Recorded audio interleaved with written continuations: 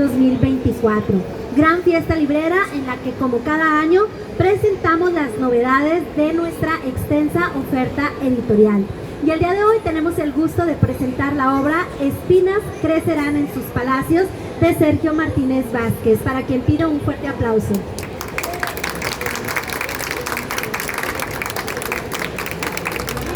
En este diálogo nos acompaña Iván Alejandro Rosales, primer lugar en Literatura Joven 2019 y por supuesto el autor. Y sin más preámbulo, cedo la palabra entonces a nuestros invitados.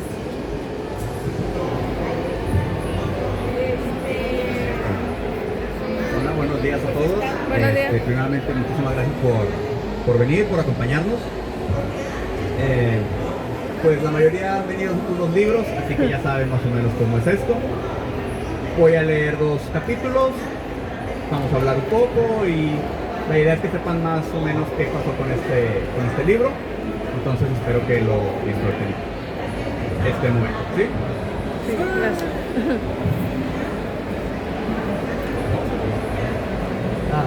Muchas gracias por estar aquí y es un honor estar acompañando a Sergio, el autor. Espero que disfruten la novela igual que yo.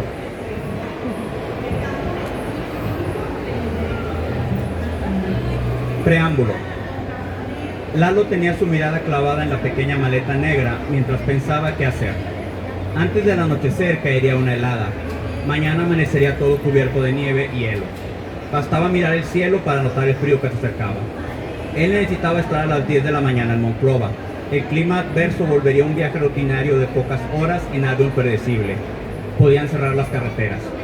Estaría en Monclova solamente 2 días. De hecho, incluso podía ser un viaje de ida y vuelta. Pero lo que Lalo no podía permitirse era llegar tarde. Hacía ese recorrido varias veces al año. Como todo su trabajo en estos últimos años, era simple rutina. Finalmente decidió salir lo antes posible. Tomó su maleta y apuradamente metió un par de cambios de ropa. Se calzó las botas que usaba para la cacería y una gruesa chamarra negra. Su esposa no estaba en casa. Había salido con sus hijas a una merienda. Así que le llamó por teléfono para informarle el cambio de planes. Saldría de una vez a la carretera rumbo a Monclova. Llegando a la ciudad se hospedaría en un hotel y por la mañana acudiría a su cita de trabajo. Fue una llamada de menos de 1 minuto. Se despidieron y colgó el teléfono. Salió de su casa con la maleta negra y una mochila con su laptop. Hizo una parada en un Oxxo por un café grande para soportar el camino. La carretera estaba casi vacía. En minutos había salido de Apodaca y empezó su recorrido por los pueblos: El Carmen, Hidalgo, Abasolo, Mina. Mientras los atravesaba, pensó que nunca los había visto al anochecer. Estuvo tentado a parar a cenar en algún restaurante casero de esa zona, pero pronto descartó la idea. Había empezado a caer la lluvia. La temperatura estaba bajando deprisa. Además, aunque nunca lo admitiría, le daba un poco de miedo manejar esa carretera por la noche. Prefirió avanzar en el camino. Ya en Monclova se preocuparía de comer algo. Lo importante era llegar. Debido a que salió de casa tan apurado, Lalo rompió su costumbre de llenar el tanque de gasolina en la estación de Santa Rosa. La prefería porque nunca estaba muy lleno, además de que tenían sus datos para facturar y recuperar sus viáticos. Pero las prisas por tomar la carretera hicieron que olvidara parar ahí. Estaba saliendo de Mina cuando se percató que la gasolina no sería suficiente para manejar hasta Monclova. Apenas le alcanzaría para llegar a Espinazo. Lalo estaba seguro de que había una estación ahí. Sabía que a lo largo de esa carretera había varias estaciones ya abandonadas, pero por lo menos había una que seguía operando. Existe una parte de la carretera Monterrey-Monclova en la cual se pierde la señal de celular. Lalo siempre recordaba esto y llamaba a su esposa antes de entrar a esa zona. Ellos la llamaban la zona del silencio. Solo era media hora la que estarían comunicados, pero siempre pensaba que si se diera la casualidad de que su esposa lo llamara justo en ese trayecto, al no entrar la llamada, ella se preocuparía. La llamó mientras conducía, lo cual en principio hizo que su esposa lo regañara. Él la tranquilizó diciéndole que solo era para avisarle que llevaba muy buen tiempo. En menos de 1 hora y media estaría llegando a Monclova. Ambos dijeron te amo a forma de una rápida despedida. Ese fue el último contacto que alguien tuvo con Lalo. Basados en la llamada a su esposa, la policía determinó que su desaparición ocurrió cerca de la frontera entre Nuevo León y Coahuila, sin poder precisar el lugar exacto. Así empieza el libro. Bueno, y antes de pasar a hablar propiamente del libro, nosotros somos un poco chismosos y quisiéramos saber cómo surgió la idea de escribir otro libro y este libro en especial. Pues como los otros, la verdad fue basado en una experiencia. Me tocó por cuestiones de trabajo recorrer esa carretera varias veces, muchas diría yo, hacia el camino Monterrey-Monclova, de ida y vuelta. Y me tocó esa carretera, la verdad está muy bonita la carretera. Ves el Carmen, Abasolo, Mina, pero después ya no hay nada, está completamente desierto el lugar. Lo único que ves en las carreteras son las cruces que siempre hay, y a lo lejos en el camino se alcanzan a ver casas abandonadas. Hay bastantes construcciones abandonadas. Después hay una gran curva y llegas a Espinazo y ya no hay nada más. Sí, después de eso es una hora manejando hasta Castaños, antes de Monclova, y no encuentras nada. Y sí hay una parte donde se va la señal de celular. Entonces, manejando, pensando, pues no hay nada que hacer mientras manejas, decía, ¿qué pasa si alguien desaparece justo en este punto? ¿Sabes? Si en este lugar ya no sales de aquí, nadie va a saber de ti, tú no puedes hablar y decir, oye, ¿sabes qué? Me pasó algo, porque no hay forma. También me llama mucho la atención que hay como 5 o 6 estaciones de gasolina abandonadas, sí, en el camino, o sea, están ahí sin ningún uso que otro, más que recordarte que alguna vez funcionaron. Entonces, eso era más que nada lo que iba pensando, y en cada vuelta que iba a Monclova, volvía a retomar el tema, decía, creo que podría hacer algo con esto. Sí, podría partir de esa base. Alguien maneja esta carretera, y no se vuelve a saber de él. Bueno, y ahora sí, entrando en lo que trata la novela, porque nos dejas en suspenso, sabemos que alguien desaparece, pero ¿de qué habla el libro? Bueno, entonces tenía esa idea, ¿verdad? De una persona que desaparece. Pero luego dije, pero que pues, no nada más puede ser de eso, ¿verdad? Entonces en sí el libro trata de eso, ¿sí? Como ya lo leí, Lalo va hacia Monclova, desaparece en la carretera, no se vuelve a saber de él. Sí, han pasado 2 años cuando se retoma la acción, y su esposa busca a un detective para que le ayude a retomar el caso. ¿Por qué? Porque han pasado 2 años y lo van a declarar muerto. Y ella siente que no es así, que esa persona está viva, algo le pasó, algo le hicieron, pero por ahí está. Entonces busca al detective para que empiece a investigar. ¿Cuál es lo especial? Que el detective que ella busca es su ex esposo.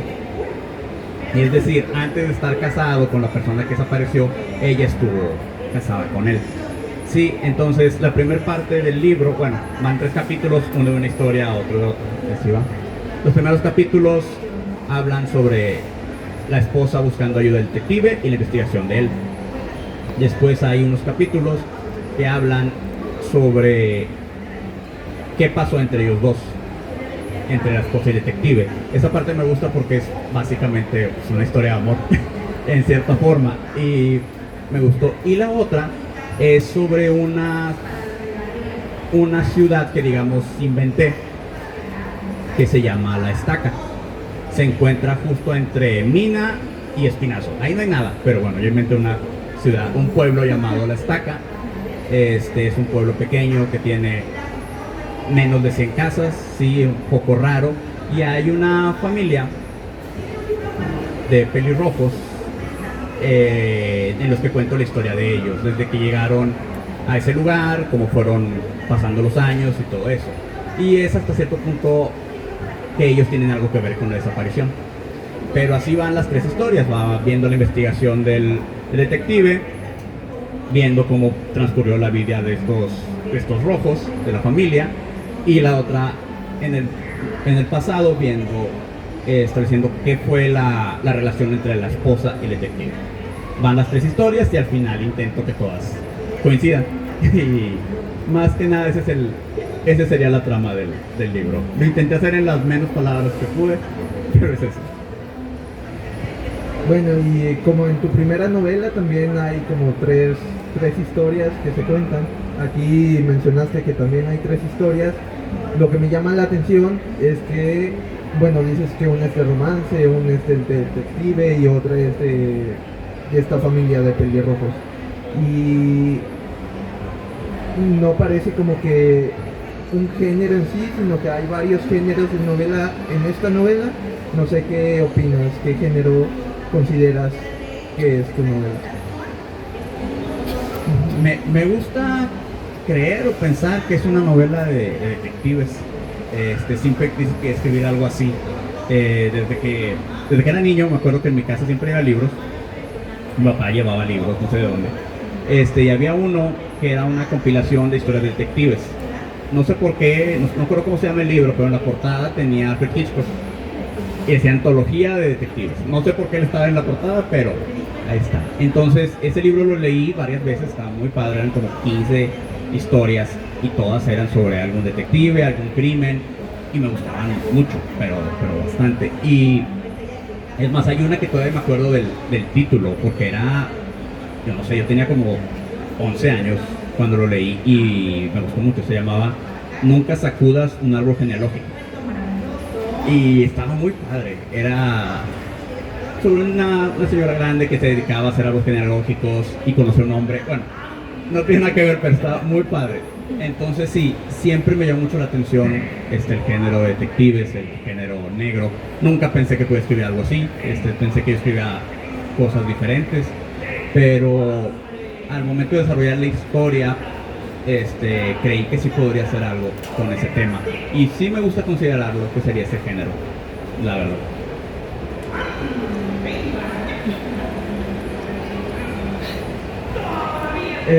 También hablaste sobre un poco de estas casas abandonadas en tu trayecto a Monclova cuando ibas. Y bueno, en tus otros libros también había una portada muy significativa. Entonces quisiera como que platicaras acerca de el proceso detrás de esta portada.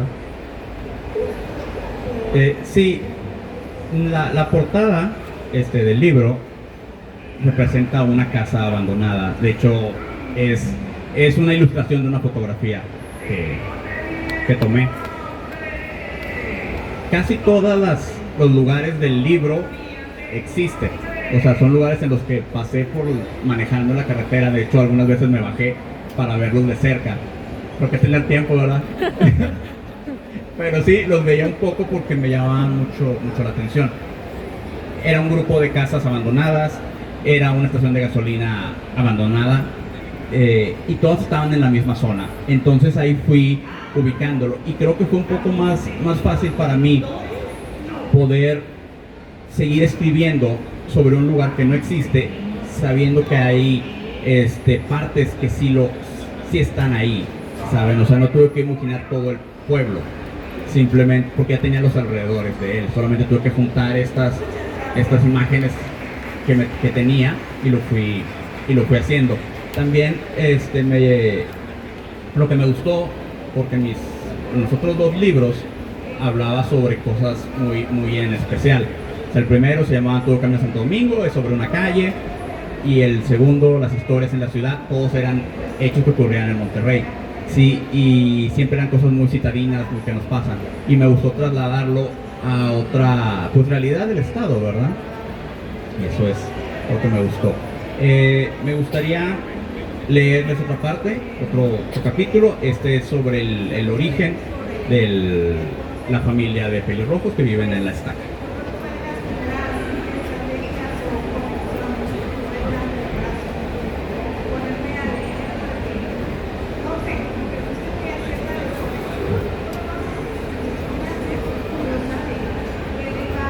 El capítulo empieza con un pequeño prefacio que dice: no se apagará ni de noche ni de día, su humo subirá para siempre, de generación en generación quedará desolada, nunca jamás pasará nadie por ella.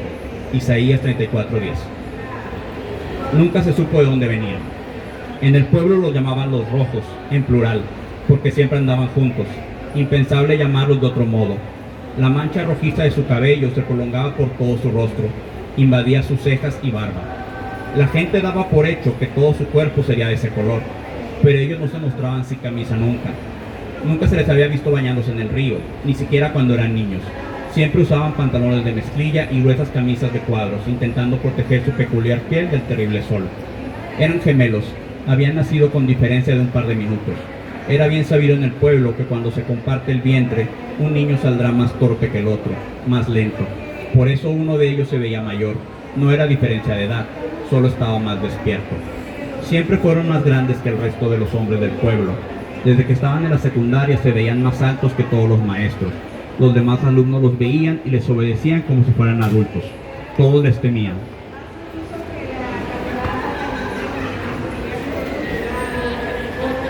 Los rojos solo estudiaron hasta la secundaria. Después de eso pasaron sus días en el rancho, cuidando a los cerdos, montando en el tractor, llevando caballos. Esa era su vida. Trabajaban de sol a sol.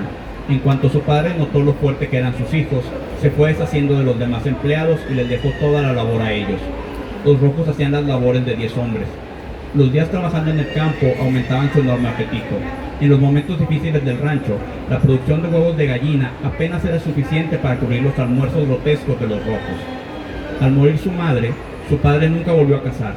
Eran solo ellos tres en ese enorme rancho. Los rojos la recordaban todo el tiempo, pero nunca se hablaba de esa pérdida en su casa. Algunas temporadas, sobre todo en invierno, llegaban muchachas para ayudarles con las labores de la casa. Se quedaban unos meses viviendo con ellos, pero siempre acababan yéndose, no solo de su casa, sino también del pueblo. En la misma camioneta en que los habían traído, se la volvían a llevar. Nadie en el pueblo sabía el origen de esta peculiar familia. Siempre fue un misterio de dónde venían. Llegaron a mediados de los 80, cuando la estaca era puro monte.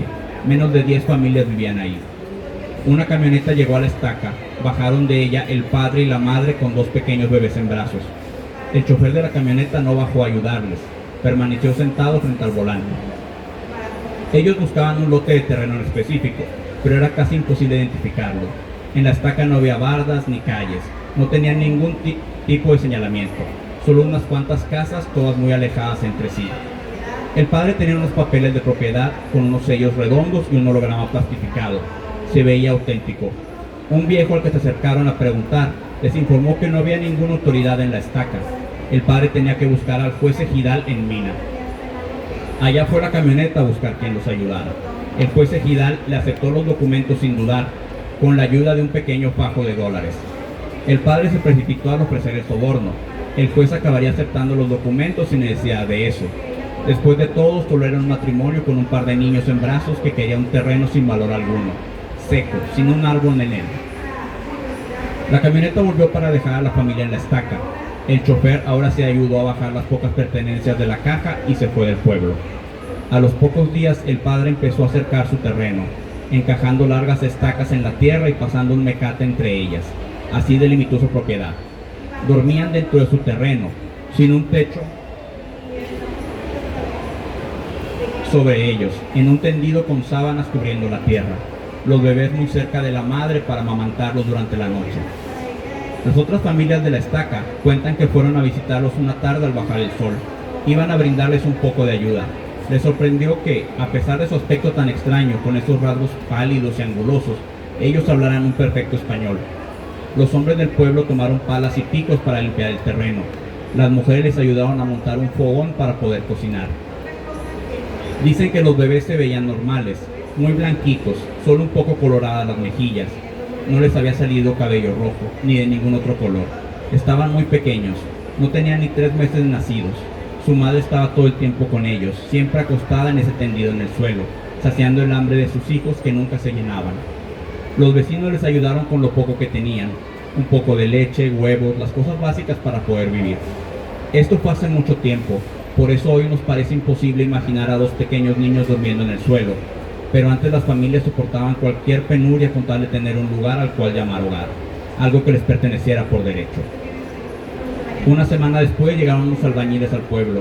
Empezaron a levantar una casa. Bueno, solo eran 4 simples paredes y un techo. El padre gastó los dólares que le quedaban en levantar este cuarto, un establo y una marranera. Su esposa quería una fosa séptica, pero eso tendría que esperar. Habría que conformarse con una letrina y una cubeta con cal. No tenían caballo, pero sí 4 pequeños cerditos. Le cambió uno de estos cerdos a un vecino por la leche que iban a necesitar para alimentar a los otros tres. Era todo lo que tenían. Por las noches el padre no dormía, la pasaba viendo las estrellas, pensando y temiendo el día en que el hambre le hiciera matar uno por uno a los marranos. Muy bien. Hablabas antes de empezar a leer el capítulo sobre la relación que tienen entre tus libros y me hiciste recordar que tu primer libro, Antiguo Camino a Santo Domingo, también trataba de una familia. Y quisiera saber, quisiera que hicieras como una comparación con semejanzas y diferencias entre cómo trataste la familia en tu primer libro y cómo la tratas y la cuentas en este libro.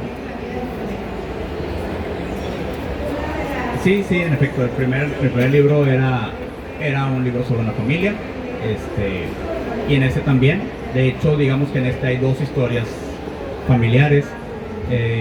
Una es la de los rojos.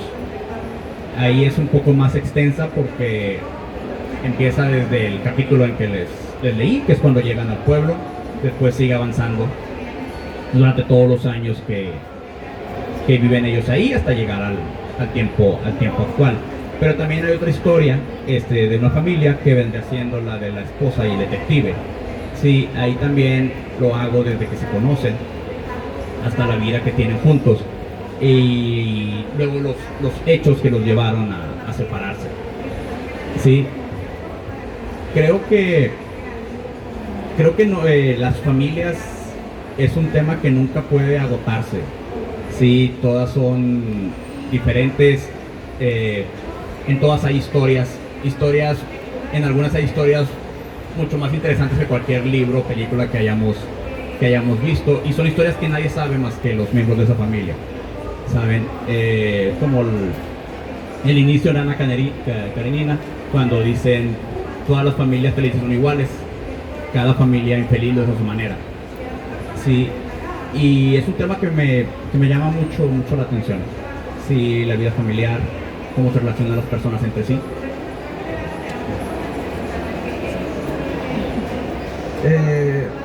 Bueno, gracias por contestar. Y también quisiera, en tu segundo libro, como bien dijiste antes, hablas de la ciudad. Y en este libro cambias completamente de la realidad, lo trasladas a un pueblo en medio de la nada. Y quisiera ver cómo fue este cambio, cómo lo sentiste, si tuviste dificultades en hablar sobre un pueblo. Sí, me gustó mucho, la verdad, el cambio de hablar de un pequeño pueblo. ¿Por qué? Porque digamos que si hablas de una ciudad que todos conocemos, pues tienes que apegarte mucho a lo real. Sí, tienes que hacer que sean las cosas como son el día a día, porque si cambias algo demasiado, pues acaba siendo como que eso no es creíble, ¿verdad? Entonces, en este pueblo que cuento en el libro, no existe, y es una realidad que nosotros no tenemos. O sea, nadie de las personas con las que interactuamos en lo general viven ahí. Sí, entonces puedes cambiar muchas cosas y no hay algo como que tú digas eso no es creíble, porque nosotros nada más conocemos su realidad por encima. Sí, podrías no ser tan fiel al relato, sino tener un poco más de imaginación, más crear, más inventar situaciones, personas, sin necesidad de caer en lo increíble. Vaya. Más o menos se podría decir que recurriste al pueblo como una manera de abrir tus posibilidades de creación. También quisiera, durante la lectura de este libro, yo noté también cierto como aura de la ciudad dentro de las historias o de los personajes. No sé si fue una impresión mía o qué opinas tú. Sí, el punto es, por ejemplo, el detective cuando está investigando el caso y va a este pueblo, La Estaca, él es un extranjero. Sí, o sea, este pueblo está a menos de 2 horas de donde él vive, donde papá ha pasado toda su vida, y aún así no conoce nada sobre este lugar. Sí, las costumbres son extrañas, las personas. De hecho, cuando le mencionan el lugar, ni siquiera sabe que existe. Tiene que buscarlo, tiene que decir, oye, ¿dónde está este pueblo? ¿Sí? Y para poder llegar ahí, para poder acceder a la gente, tiene que buscar ayuda de alguien que le diga, oye, ¿sabes qué? Este pueblo está aquí, ten cuidado, dirígete directamente con esta persona y él te puede ayudar, y para que la gente te dé acceso, ¿sí? a lo que tú estás buscando. Sí, porque él es, como dije, es un extranjero ahí. Eso me agradó, o sea, porque pienso que me ocurriera lo mismo. Si tengo un día que ir a un lugar así a indagar algo, a preguntar, te van a decir, tú no eres de aquí, ¿sabes? Hay una, digamos, un resentimiento entre la gente del pueblo y la gente de la ciudad, que parece ridículo que ocurra ahorita, pero sigue pasando. Y creo que retratas muy bien como este enfrentamiento entre la ciudad y el campo con tus personajes y con las situaciones que creas. Cambiando completamente de tema, el título de esta obra, Espinas crecerán en sus palacios, es una referencia bíblica, y también hay ciertas referencias dentro del libro. Entonces quisiera saber qué tanto influencia tuviste o agarraste de la religión. Sí, el nombre el título es una referencia, pasaje de la Biblia, también el prefacio y el nombre de los capítulos. Los capítulos se llaman Un jardín en el oriente, La corona de la creación y El séptimo ángel. Todas son referencias bíblicas. Porque uno de los personajes, el padre de los rojos, es muy religioso, muy apegado a la iglesia. Sí, y lo intento retratar lo más fiel posible. Porque en él ocurren ciertas situaciones que lo van llevando a cambiar esa creencia, ¿sí? A romper, de hecho, con la religión. Y lo que busco decir un poco es esa devoción que él tenía, esa búsqueda que tenía siempre, su fe. Al ocurrir ciertas situaciones, dan una vuelta completa, ¿sí? Y no solo rompe con la religión, sino que busca lo contrario, ¿sí? Intentando ver que el bien y el mal están más cerca de lo que uno piensa. Sí, son casi contrapartes. Mucho antes del catolicismo y todo eso, Dios, no existía un Dios y un diablo, sí, sino Dios era todo. Sí, o sea, en Dios se incluía la bondad y la maldad. Después ya fue cambiando, pero creo que intenté hacer algo así. No sé si me haya salido muy bien, pero por eso es el tema que se toca un poco la religión en el libro. Sí, en estos inicios de la iglesia, cuando todavía no había toda una filosofía alrededor, surgen muchos pensamientos que luego se convierten en herejías. Y me llama mucho la atención porque llevas a los extremos algunas ideas y cambian completamente. Y estas ideas también se contrarrestan con otras ideas y hay una lucha ahí. Entonces, tanto de la ciudad como del campo, como con este personaje que dices que era muy religioso. No sé si esto fue voluntario, involuntario, si surgió naturalmente o ya lo tenías previsto. Sí, es una dualidad. Sí, creo que hay muchas cuestiones en la vida que podemos verlos así, sí, como dos caras de una moneda. Y como fui creando la novela, buscaba eso. De hecho, la historia de los rojos, de esta familia, va avanzando hasta un punto que yo no creí que iba a llegar. Vaya, a mí siempre me han gustado las libros, películas, series. Me gusta que todo sea lo más real posible. Sí, nunca me ha gustado mucho la ciencia ficción y cosas sobrenaturales. Sí las veo, pero no son mis cosas favoritas.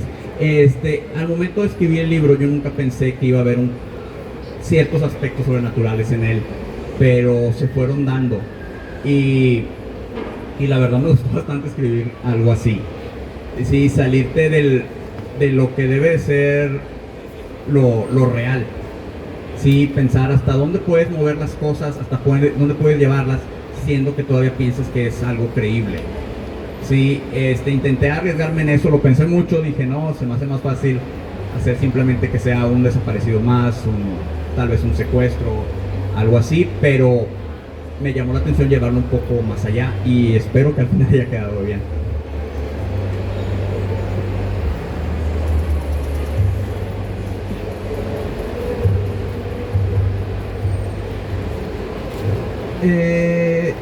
Bueno, y ya mencionando esto de que mete ciertos elementos que antes no te habías atrevido a tocar, ¿qué tan difícil fue esta introducción y también escribir toda esta novela? Ya que, bueno, yo tengo información directa con el autor y conozco que trabajó, no sé si más, pero mucho en la corrección y en la revisión de esta novela. Sí, la novela, la idea ya la tenía. Muchas veces así pasa, dice, tengo la idea pero todavía no la escribo, pero ya en tu cabeza ya acabaste el libro, ¿sabes? Dice, ya voy casi en los últimos capítulos, pero no te has puesto en escribir. Entonces yo tenía toda la idea más o menos desarrollada, pero no había escrito creo que 10 páginas y no avanzaba de ahí. Un fin de semana agarré mi computadora, me puse a escribir y creo que escribí como 120 páginas ese fin de semana. Otra vez, lo que no tenía nada que hacer, pero bueno, pude escribir eso y eso fue exactamente casi hace un año, por septiembre del año pasado. Después de septiembre a diciembre por fin acabé, puse punto final. Y lo demás me dediqué a corregirlo, a hacerle aclaraciones, se lo pasé a Alejandro para que lo viera, a mi hermano, a mi esposa, para que me dieran opiniones. No les gustaron unas cosas, les gustaron otras, como que ya no les hice mucho caso y seguí con lo que yo pensaba. Y ya cuando por fin sentí que estaba listo, se lo pasé a mi esposa y a Daniela para que me ayudara con la ortografía, que es su fuerte y el mío, la verdad, ¿no? Entonces creo que sí me tomó un año, tal vez, ya por fin terminar el libro. Les quiero leer ya un último capítulo, que vendría siendo, es el segundo capítulo del libro, ¿sí? Hace años que nadie me llamaba así. Los lunes nunca tengo citas. Es el único día de la semana en que no recibo a nadie en mi oficina. Así que dedico la mañana a revisar pendientes y leer el periódico. Una forma de empezar tranquilo la semana. Por eso cuando escuché el sonido de la puerta al abrirse, hablé de inmediato sin dejar de mirar los editoriales. Solo atendemos previa cita. Llama por la tarde y agenda. Dije mecánicamente a una persona que no veía. Hola Romeo, dijo la persona parada frente a mí. Hace años que nadie me llamaba así. Y solo una persona ha usado mi segundo nombre para hablarme. Retiré el periódico de mi rostro y ahí estaba ella. Hola, respondí aún sorprendido por la visita. No sé qué decir, siéntate por favor. Se sentó en una de las dos sillas que tenía frente a mi escritorio. Mi oficina era realmente sencilla, ni siquiera tenía una recepción. Al abrir la puerta veías mi escritorio, dos sillas de imitación piel a un extremo y mi silla reclinable al otro. ¿Cómo has estado?, me preguntó mientras sus ojos recorrían las austeras paredes de mi oficina. Bien, digo, lo normal. Le respondí a la vez que intentaba acomodar un poco los legajos y papeles sueltos sobre mi escritorio. ¿Y tú? ¿Todo bien? Eso último lo dije sin pensarlo, un mero reflejo automático que intenté corregir de inmediato. Me enteré de lo que pasó con tu esposo, dije con el tono más solemne que pude. De verdad lo lamento mucho. Pensé muchas veces en hablarte a ti y a las niñas, pero no sabía qué decirles. Lo siento en verdad, es algo muy triste. Han pasado 2 años, empezó a hablar, tenía la mirada baja. En unas semanas lo declaran legalmente muerto. Hace mucho que la investigación no va hacia ningún lado. Bueno, creo que nunca fue a ninguna parte. No hay pistas, no hay nada. Según ellos, solo desapareció y ahora estará muerto. Dejó de hablar, pero solo era una pausa. Levantó la mirada y continuó. Lalo no está muerto. Su voz subía de tono, pero seguía sonando vulnerable.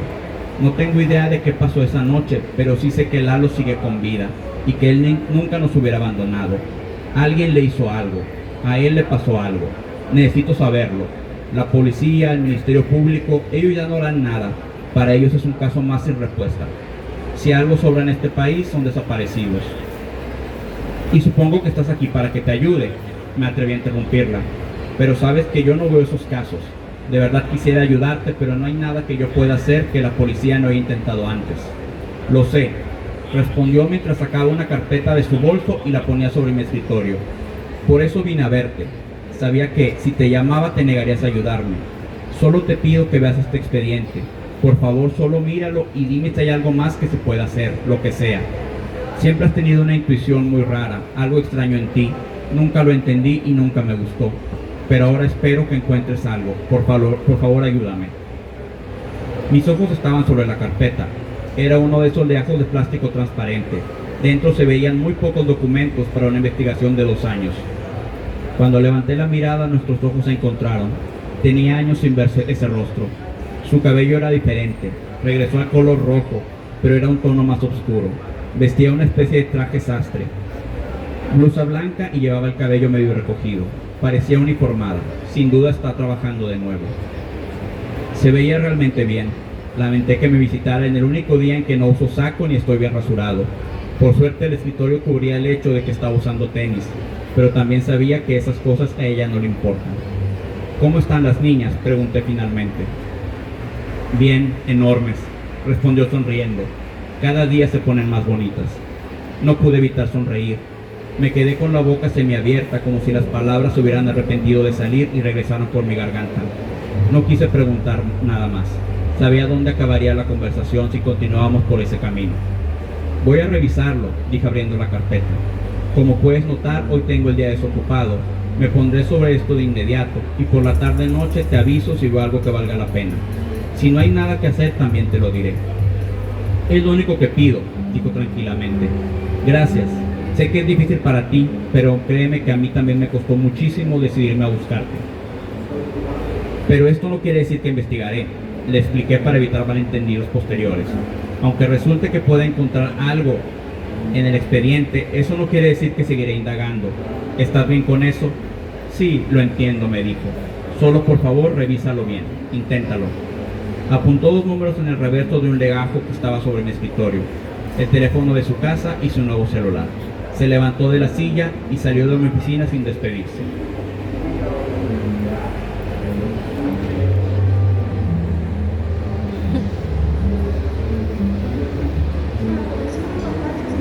Bueno, y con esta lectura damos terminado esta presentación. Empieza la sección de preguntas y para que el autor personalmente la responda. Si alguien tiene una pregunta, algún comentario, pues este sería el momento.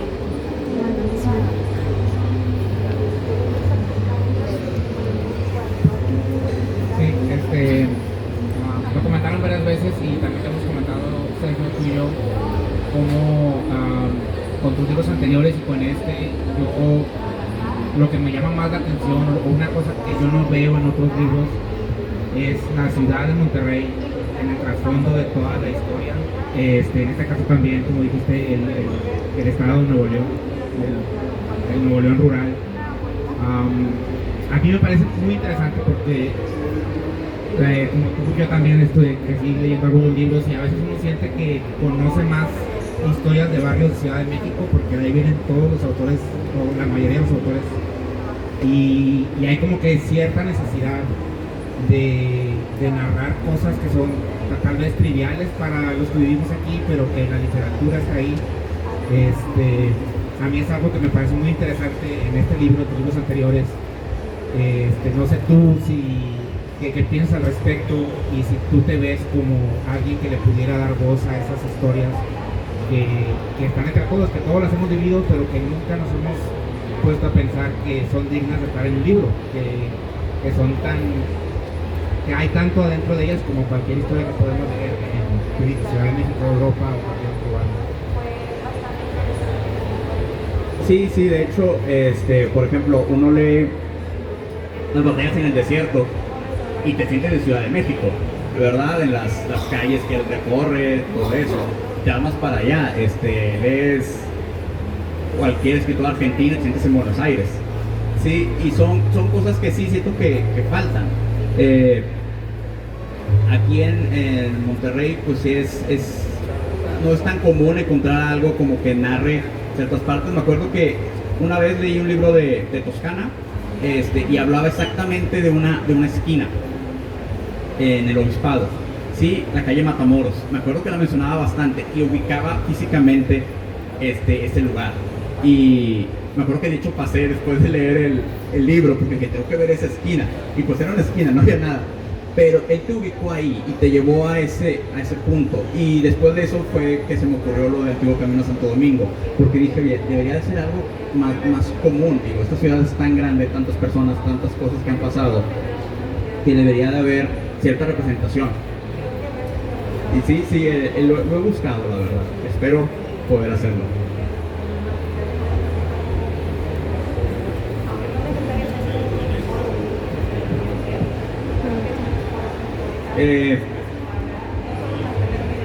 Bueno, en lo que alguien más se anima a preguntar, quiero dar las gracias a la Universidad Autónoma de Nuevo León por esta oportunidad. Nunca pensé que iba a publicar un libro, mucho menos pensar que iba a publicar 3. Y estar aquí en la Feria del Libro, la verdad no me lo creo. Vine a la primera, me acuerdo, tenía no sé 10 años o 11 años. Vinimos a la primera con mis papás, nos trajeron y nos decía de que es la Feria del Libro, y nunca, bueno, la que abrieron a público, creo que hubo unas bibliotecas que abrieron a público, y vinimos aquí y me compré 2 libros, estaba muy emocionado y intentamos venir cada año. Entonces para mí la verdad es muy importante estar aquí. No me la creo, he estado muy nervioso en la mañana, creo que se me notó cuando estaba leyendo que sigo nervioso. Es muy cliché decir que es como un sueño, pero la verdad para mí es un sueño estar aquí. Entonces yo tengo nada más que agradecimientos para la Universidad Autónoma de Nuevo León, para la Casa Universitaria del Libro, y para todos ustedes que están aquí acompañándonos.